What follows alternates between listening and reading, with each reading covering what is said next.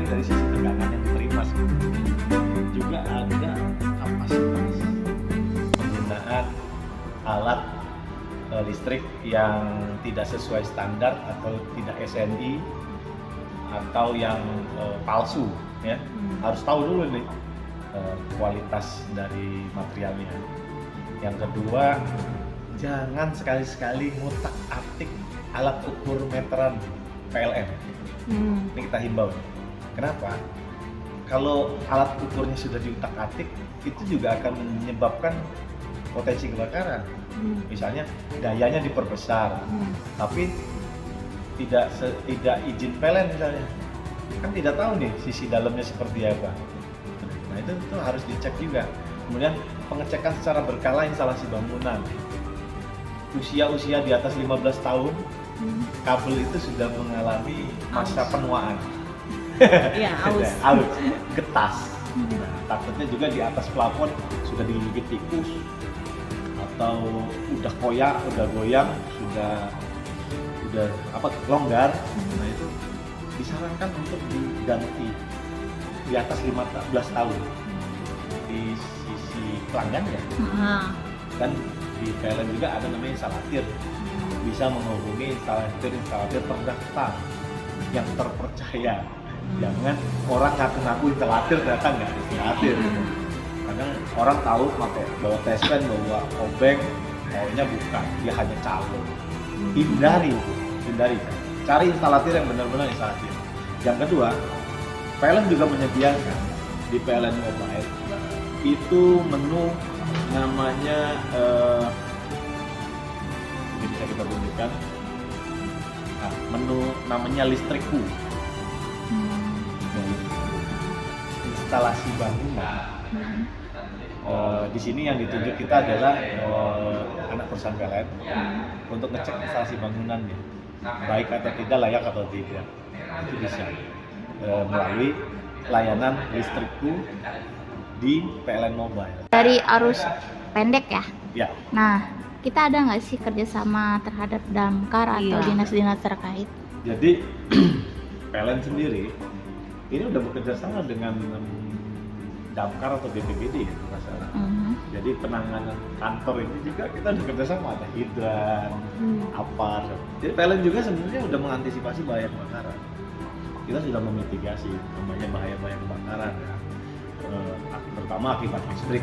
Yang nggak lucu lah kantor PLN kebakaran karena listrik kan. Nah, begitu juga kita di sini sudah menyediakan sudah bekerjasama dengan pihak-pihak tertentu seperti damkar ataupun BPBD dalam hal penanganan kebakaran. Kita juga pegawai-pegawai kita dilatih bagaimana menyelamatkan pada saat misalnya terjadi kebakaran atau mengevakuasi apa yang harus dievakuasi atau dirinya atau material atau berkas dari wayana itu udah ada SOP-nya kita. Nah, untuk ke masyarakatnya ke depan mungkin ya kita coba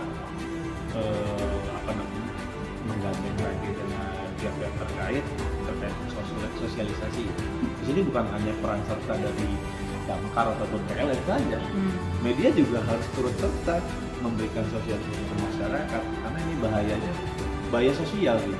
Kalau ada kebakaran ini bukan dia sendiri yang kebakar, tetangganya pun ikut berpotensi terbakar gitu. Nah makanya listrik itu dibagi dua nih, instalasi listrik dibagi dua yang perlu diketahui masyarakat.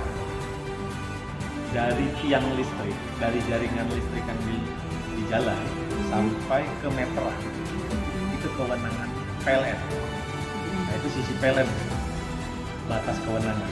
Kemudian setelah KWH meter ke dalam rumah itu kewenangannya dari pelanggan atau masyarakat. Itu yang disebut namanya instalasi bangunan. Jadi ada jaringan tegangan rendah atau instalasi jaringan tegangan rendah, ada di sini namanya instalasi bangunan. Nah instalasi bangunan itu setelah KWH meter ke dalam sampai ke colokan, sampai ke TV. Nah itu dah tanggung jawab dari pelanggan atau masyarakat. Nah yang menjadi tanggung jawab PLN adalah dari jaringan ke meteran. Nah itu yang pertama kita harus tahu. Jadi masyarakat ini karena ketidaktahuannya terkadang menggunakan instalasi-instalasi yang tidak standar. Begitu juga kadang memperbanyak titik instalasi ternyata tidak sesuai dengan peruntukannya atau sudah melebihi kapasitasnya. Contoh, kita ini sangat dilarang ya, sama dihimbau untuk tidak digunakan colokan yang banyak. Colokan listrik sampai 4, 5, 6 biji ya. Itu isinya kulkas, TV yang berat-berat. Sedangkan ini punya kapasitas. Kalau kita buka colokan listrik itu kan cuma lempengan tembaga yang mungkin bukan tipis. tembaga, malah ada sepuhan kuningan kalau nggak salah. Jadi itu tipis, kecil, ini punya batas ukur, punya batas namanya koefisien antar arus, KHA. KHA itu koefisien antar arus, artinya jumlah arus listrik yang diizinkan lewat material tersebut. Itu ada batasannya. Sedangkan kalau dia dicolok TV, colok lagi kulkas, dispenser, magic jar, magic comb, magic yang lain jadi ini, nah itu akan menambah beban. Arus listriknya semakin besar. Nah kalau arus listriknya ternyata lebih besar dari kapasitas si steker colokannya itu akan kebakar.